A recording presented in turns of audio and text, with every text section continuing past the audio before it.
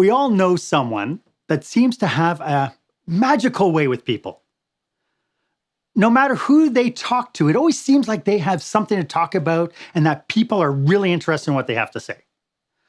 One of Stephen Covey's principles is to seek first to understand, then to be understood. But sometimes, try as we might, some of us really struggle to become or get understood. So as a leader, what can you do to be a more effective communicator? And that's coming up next on Marc Haine Live.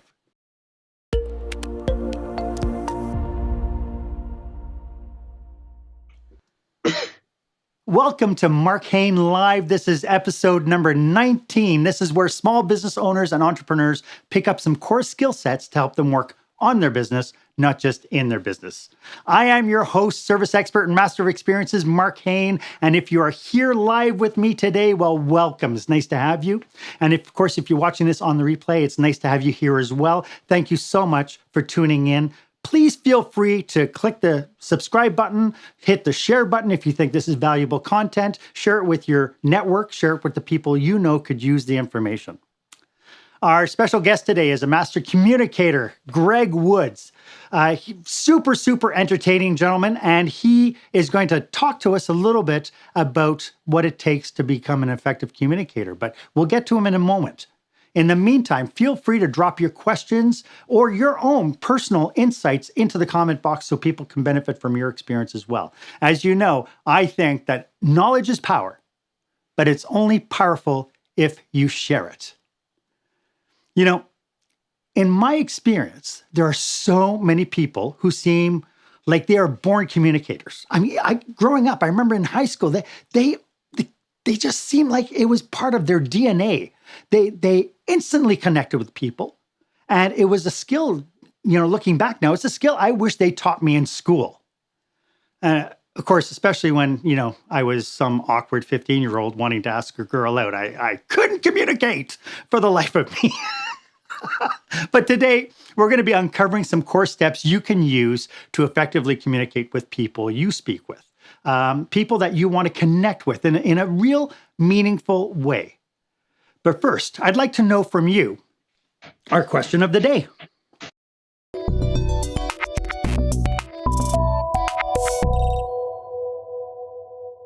So, what challenges do you have making yourself understood?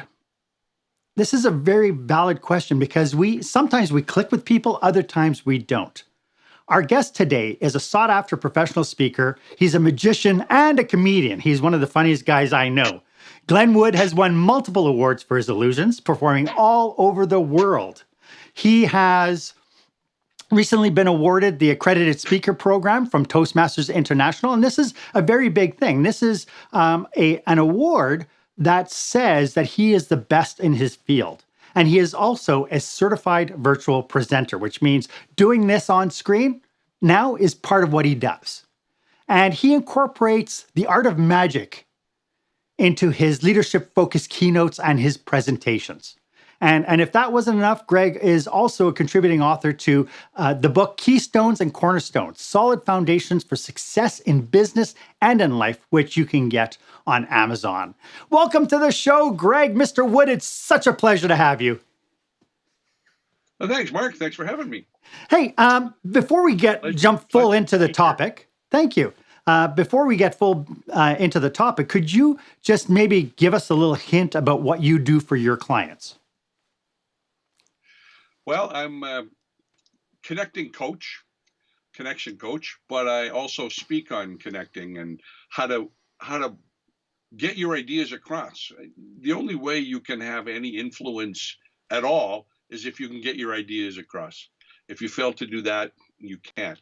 So we work through that with coaching. We show you how to connect with your audience, everything from somebody trying to make a pitch at the boardroom table to somebody standing on a stage. We talk about connection and leadership because of it. As you know, Mark, you can't be a leader if you can't influence people, and you can't influence people if they won't listen to what you say. Oh, that is so true. And, you know, a lot of times we talk about, you know, people say, oh, I don't like sales.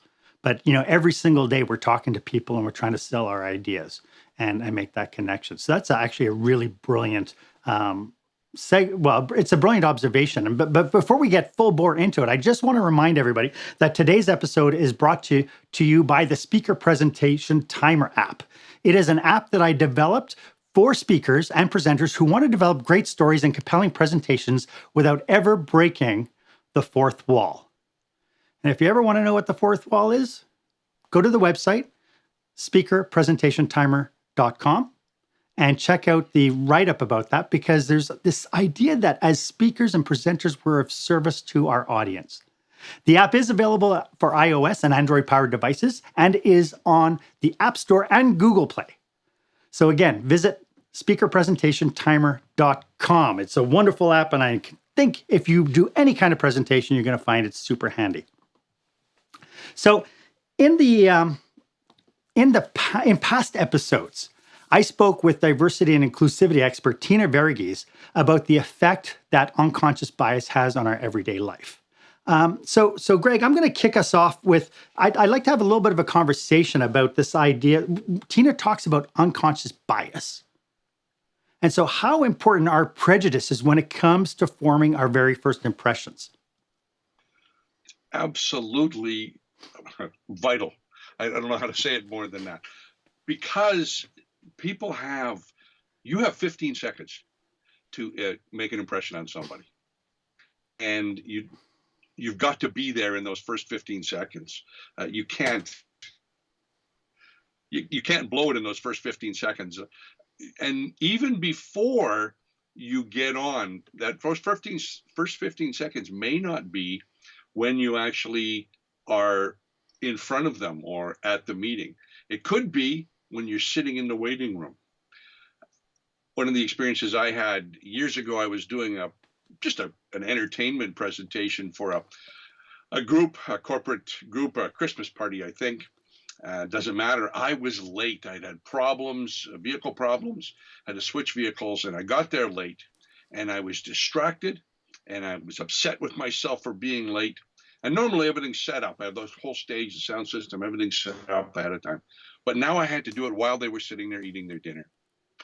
And I was not happy. And I set everything up.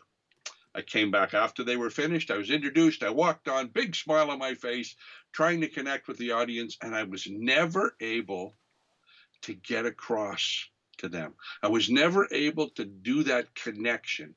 Oh, they laughed at some of the stuff and they were amazed by some of the magic. But I never really had that connection that I normally have with an audience.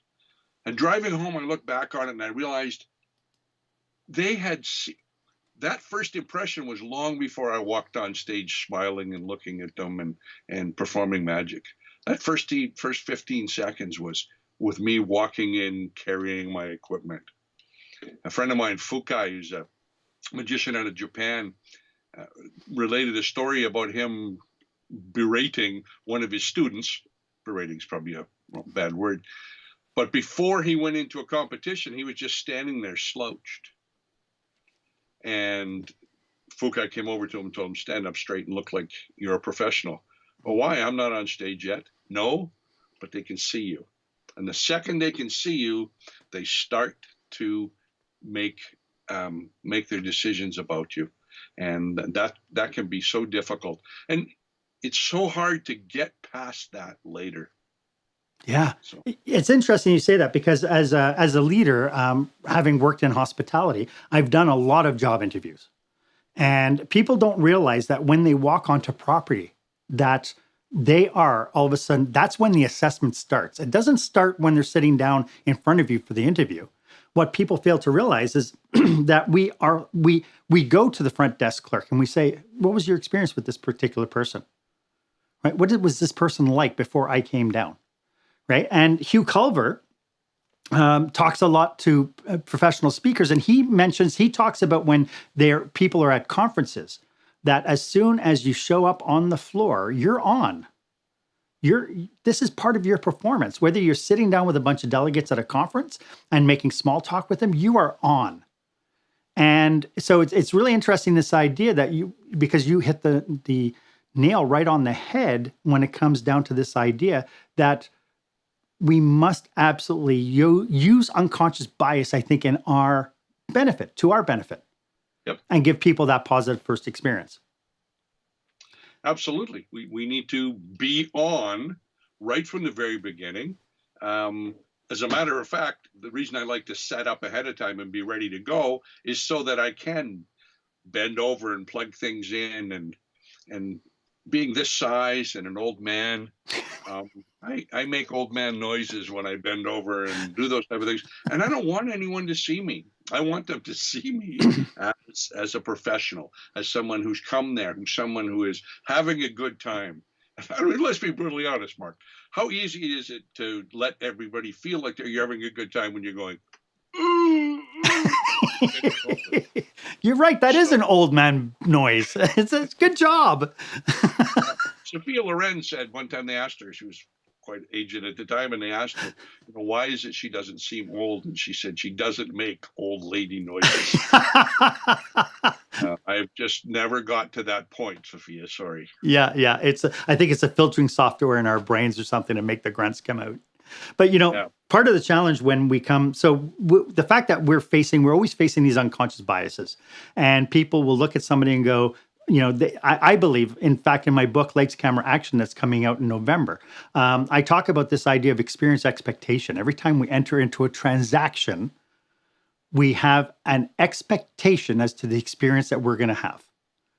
And so some people, when, this unconscious bias kicks in, some people roll. I mean, there's tons of stories about, like rich people who dressed up as paupers. I mean, there's a story of a king who did it, but you hear it today, right? To people testing out what human nature looks like and how people get judged. So, one of the challenges I think that we have is sometimes people will get a first impression that's not entirely accurate. So what should we do, or what should be considered about how we get perceived? How do we overcome those perceptions once they got set? Well, one of the first things is to not let that happen, to look professional right from the very beginning. Once you've lost that, it's going to take a lot of work to get past that, because that's locked in their minds. It really is. It's so difficult for you to overcome that. You need to.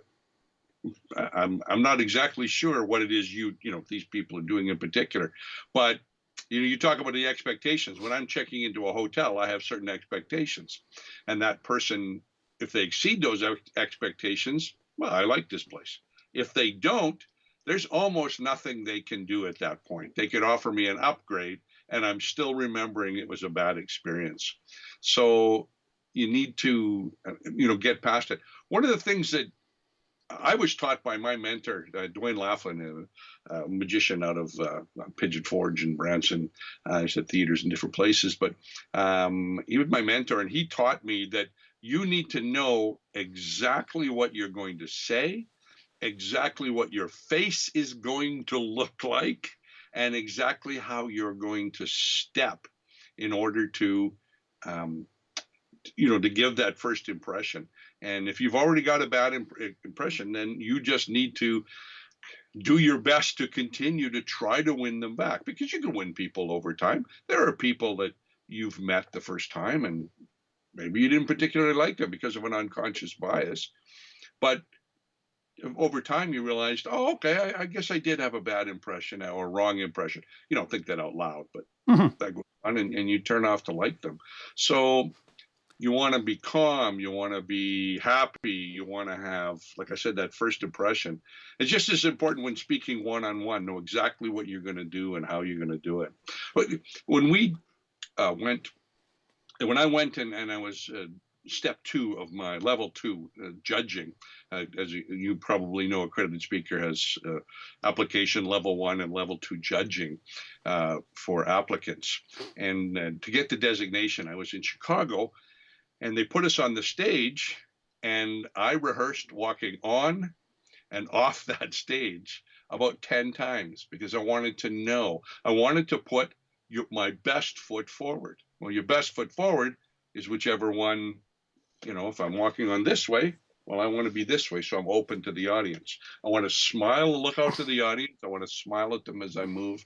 And that I learned that from both my mentor and the instructor. I took the Chavez studio course in magic out of Laverne, California, and I watched him in action do that over and over and over. That's what he rehearsed. He didn't rehearse what he was saying so much. He didn't rehearse his magic because he already had that down pat.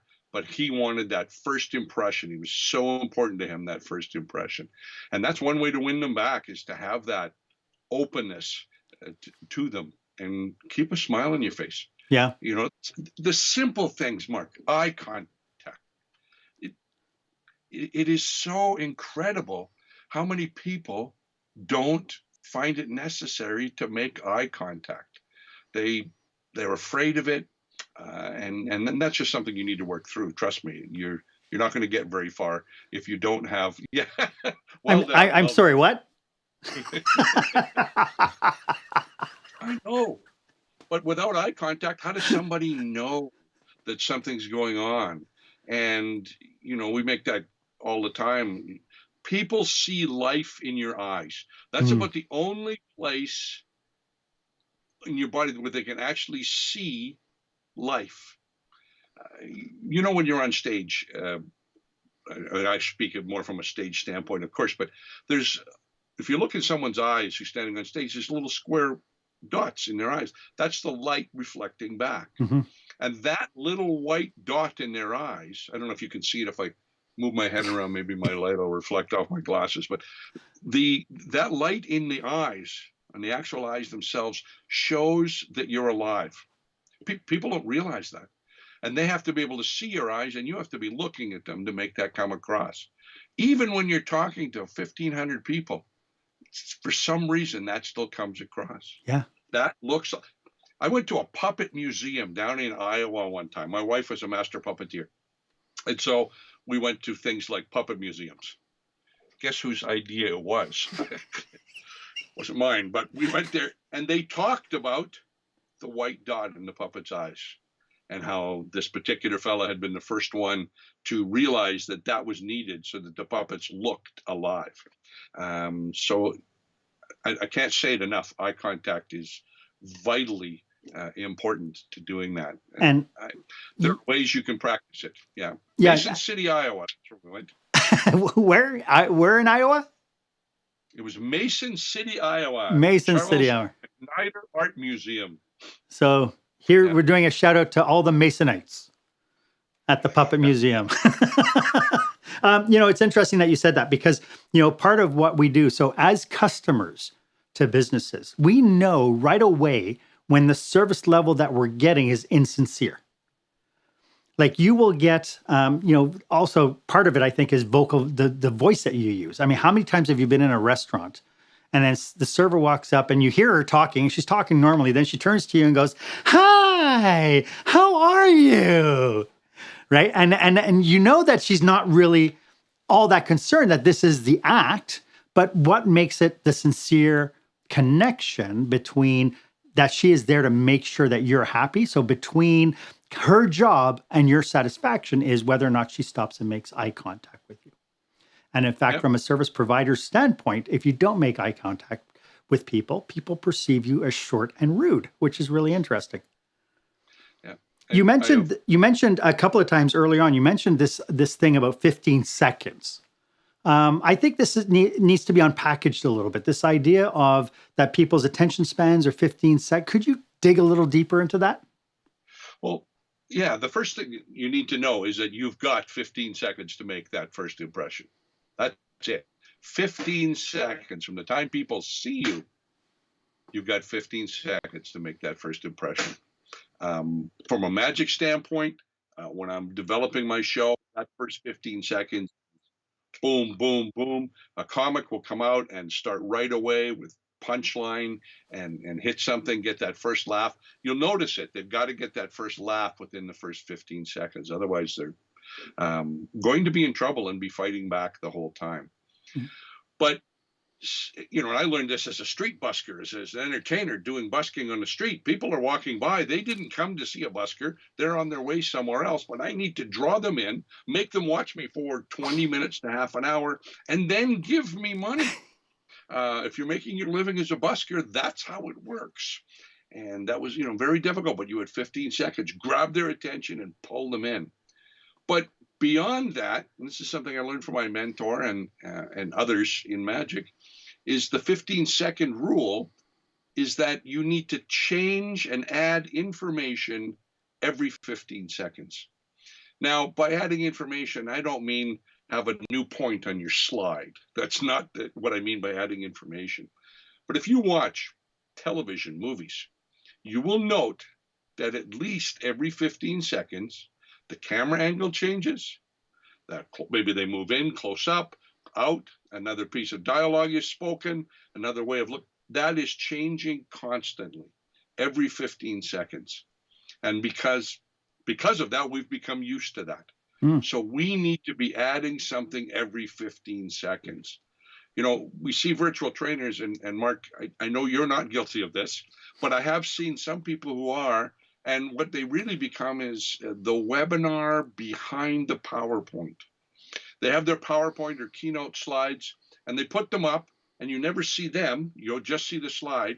And for the next 45 minutes, you don't see their face. And so they can't see you smiling. They can't see your eye contact. And it doesn't matter even how often you're changing those things on the slide, you need to go back and forth. You need to pop out. You need to pop back in. You can go to slides. There's nothing wrong with PowerPoint slides. You and I were discussing earlier. I put up a PowerPoint slide so I can take a drink of my water, or I can adjust the keys so I know what scene to go to next. I can do things that people don't see me. But I don't leave the slide up there for any length of time without coming out on top of it or being beside it. And so you've got to continually add something. And it's a 15-second rule. Because the minute people get bored, they're gone. I mean, when I was busking, I couldn't allow that 15 seconds of boredom because they weren't there to see me. They were on their way to Sears. And at the minute they got bored, they would go and move.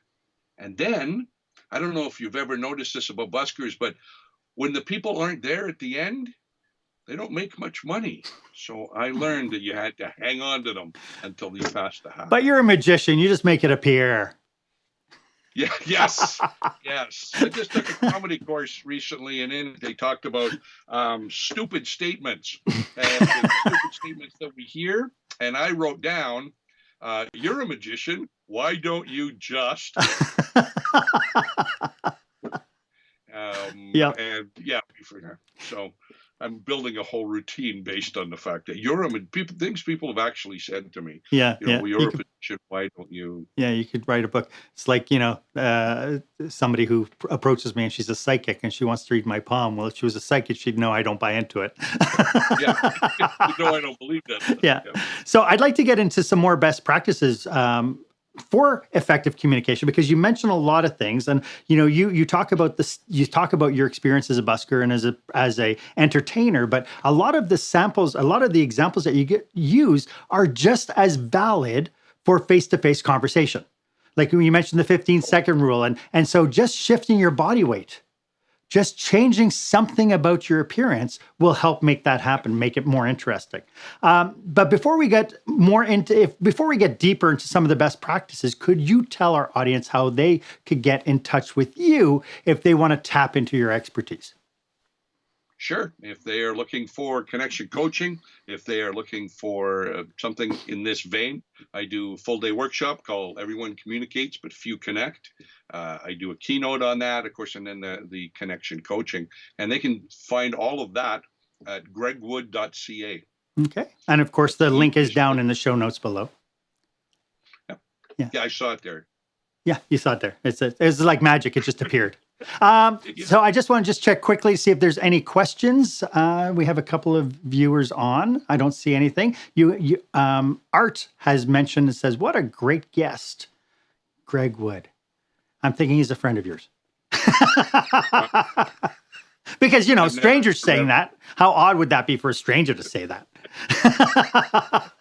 So he's a good man, that Marc. I have no idea who he is, but I'm having coffee with him this afternoon. Socially distanced. Yeah. Yeah. Are there, so you mentioned, I mean, we've talked an awful lot about different aspects of effective communication. You mentioned that you're a connection coach. Can you dig a little bit deeper into telling me what that entails? What does that look like? Well, it's based on that people communicating and not connecting and how they can connect better. And it's coaching, so it's them coming to the realization themselves and learning themselves with a little bit of help. We work through some situations and how they can change that and change how they can connect better with their audience. Now, when I talk audience, you say, "Oh, he's a magician. He got audiences. He's got 300, 500. I think 5,000 is the most ever people watching him live." But that's not what I'm talking about, because I owned a professional land surveying business for years and had to connect with a lot of lawyers and developers. Well, that was one on one, and you had to deal with them one on one. And it was just as important, actually, at that point in my life, more important, that I could connect with them. And so it's teaching all of those things and working through that. Like I said, there's a full day workshop on better ways to connect. Okay. And it's for everybody. I mean, it doesn't matter who you're failing to get your ideas across to. You could be, you're presenting and people don't seem to get it. You're presenting your best ideas and no one's buying it. You're in this Zoom meeting with somebody or a board meeting, and you've shared your best ideas, but nobody embraces them. Don't you find it frustrating when you share with your children and they're not paying attention to you, your worldly wisdom that could help them make better decisions than you made because they're looking at their phones? You need to be able to connect it in all those situations. You need to be able to connect. And we talk about things like the 15-second rule, but we coach through it. It's a matter of, okay, how can we change? What is it we can do? How can you add new information every 15 seconds so that things are changing? Yeah. The word information is probably not the best word because people think of it as data but it's not data. You have to add new things into it. Right. And of course, eye contact, but then the most important rule of communication, it's going to open doors to connection, is common ground. Oh, And okay. we talk about finding common ground. We'll get to that in a second. I'd like to talk about some strategies to find common ground, but Art has a question for us. I'm popping it up on the screen, and he's saying, what's the best way to put a speech together? What do you think holds people back from reaching all that they are meant to be?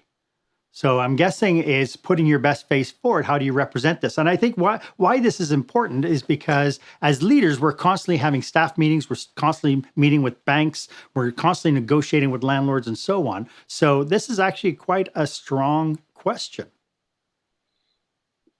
So what's the best way to put a speech together? What do you think holds people back from reaching all that they are meant to be? I think the things that hold them back can usually be your self-esteem, and that's a whole other issue. And I deal with that in a completely separate talk, building your own self-esteem, the magic of believing in you. But that's a separate issue. But that's, I believe, what holds people back quite often. But to put it together, you need to decide what it is you want to talk about. Then you need to talk about like leadership. But I don't talk about leadership. Leadership's too broad. If I told you everything I knew about leadership, we'd be here a long time because I've learned quite a bit about it. And you'd be heard from what I learned about leadership. But there's so much. So connecting to me is that centralized idea that I want to speak about. And then you need to really come up with a statement of what it is you're trying to accomplish, what it is you're trying to. Everybody can benefit from this product for these three reasons, and coming across in that way. And you need to build your speech in that way. I actually, when I'm teaching the communication skills and I'm talking to people who are creating speeches, that's actually a big piece of what I do. And so the timing is actually pretty good there. Art, thank you for asking the question. Yeah. And it's interesting because Have my coffee this afternoon. coffee date. You bring up a really good point, because when we're talking about speeches, but every interaction that we have has to first start off by what do we want to accomplish. And usually where we lose people, I think, is when we want to accomplish something for ourselves. And so if we can take on the guise of how can I be of service to this other person, we're much more likely to make those connections, I feel, don't you? Oh, definitely.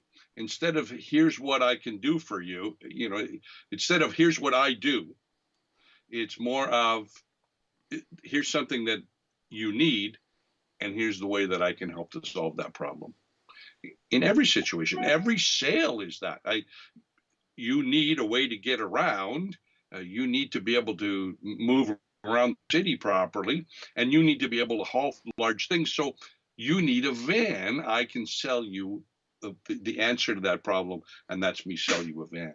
Sure. I don't have a van for sale, but you know what I mean. Mm-hmm. From a salesman's point, they're at, what it is that you're doing from a real estate agent is going in there knowing what some real estate agents don't, but if you understand your client and know what it is they want, what it is that they need, where did they come from, where's their background, what's the things they're looking for, then you can find and you're going to do a better house, a better home for them. Sure. But you're going to do better as a real estate agent simply because you know your audience well, and that's right. And what they care about.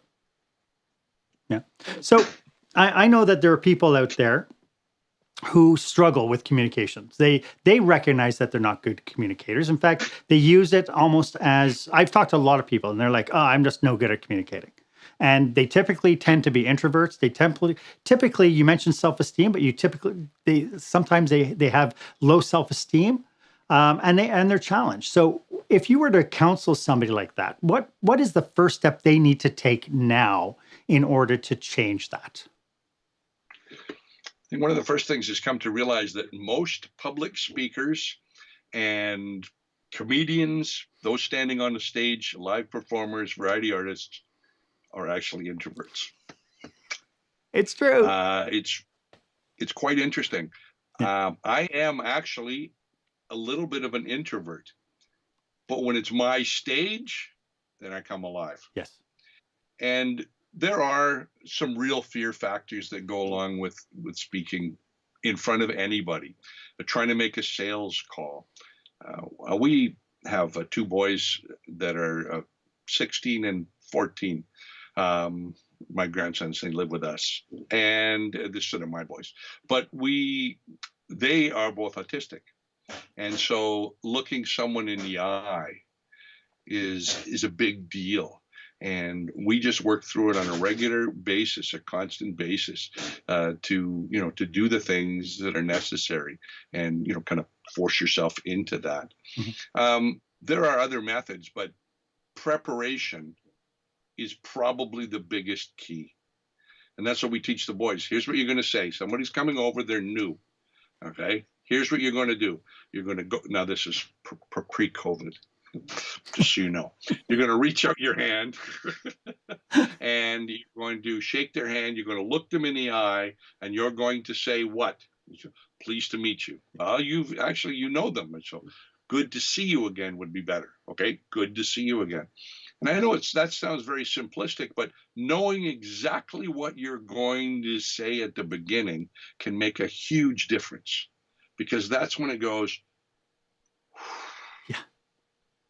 for me, it's quite often the first laugh that I go, okay. Yeah. Which is why I hate virtual, because everybody's muted and I can't tell when they're laughing. But, I remember being very nervous. I was doing the True North Leadership Conference in Saskatoon, and I was opening for Patrick Lencioni, and I was just never been that nervous in my life about approaching an audience. And so, but I stepped out. I did the first line that I had written actually the day before. I did that line. It was appropriate because of timing. They laughed, and I went. My wife says, Your shoulders dropped, the smile came on your face, I saw your eyes come alive, and suddenly you were fine. That story is only to say, once you know exactly what you're going to say, I'm not saying you need to have the whole conversation Mhm. memorized. If you're trying to sell somebody a car or a piece of land or a widget, Yeah. you don't have to have it all, because you need to delve into what it is they need and how you can help them Right. with their problems and how you can solve their problems. But knowing how you're going to start can make such a huge, huge difference. Mm. And I mean, I'm sorry, but I right now I can even hear people saying, "Oh yeah, but if it's memorized, it won't sound good." I get this a lot when I work with people in an organization, Toastmasters organization. Mark, you probably have heard of it. Uh, Just a little organization does something around leadership and speaking, I think. Rumor yeah, has it.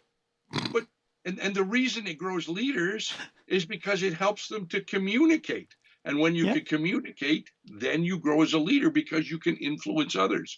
Until you communicate, you can't influence people to buy a widget or to try to change the world. Yeah. So that's. But I get people, and they don't want to memorize what they're going to say because it'll sound too boring or too static. And I asked them if they ever went to see The Lion King or Rent or any play that has been on Broadway for 3 years. Those actors have been saying that same line every single day, twice on Sundays with the matinee, and it still sounds like the very first time. Yes. It's not impossible to No. do. My opening lines, my opening probably 6 minutes of my show, I say those words exactly as I have said them for the last 4 years. Yeah. Every once in a while, I'll come up with a new gag or something and change it, but very much it stays the same. And I know that I got that, and I feel much calmer going into it. Yeah. I hope that answers the question, Mark. I may Yeah. have got on my own answer. No, but I mean, that's a perfect thing is, people have to realize that really when we are dealing with other people, we are performing. And, there's a thing, I remember reading this article about being authentic. And so some people, the argument I get for memorizing an opening line or your first greeting or whatever is the fact that people say, well, I'm not allowed to be authentic then. And it's like, it has nothing to do with authenticity. I mean, authenticity, I think, is a misnomer anyway, because as a service provider, you would never go up to a customer and go, oh, another whiny ass crybaby I have to deal with today, because maybe that's how you're feeling that day. Right? That would be authentic, and we would never do that, right? These are the don't do's, right? Yeah, these are the don't do's. Yeah, and it's so funny because I've heard people say, I can't influence other people. I can't influence how they feel. And I said, well, can you do something that will absolutely destroy their day? Could you say something that would make this the worst experience of their lives? And they go, yeah, of course I can. I said, well, if you can do that, then you can do the opposite. You have the power. Right?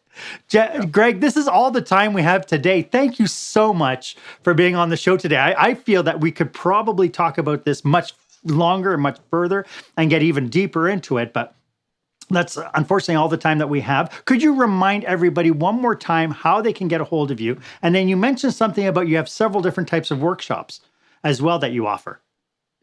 Yes, I offered a number of keynotes and a number of workshops. I'm doing more of the online training workshop stuff. Right now with COVID, there's not as much need for keynote speeches, though I'm still doing that. And I'm still doing the entertaining piece of what I do, just simply as an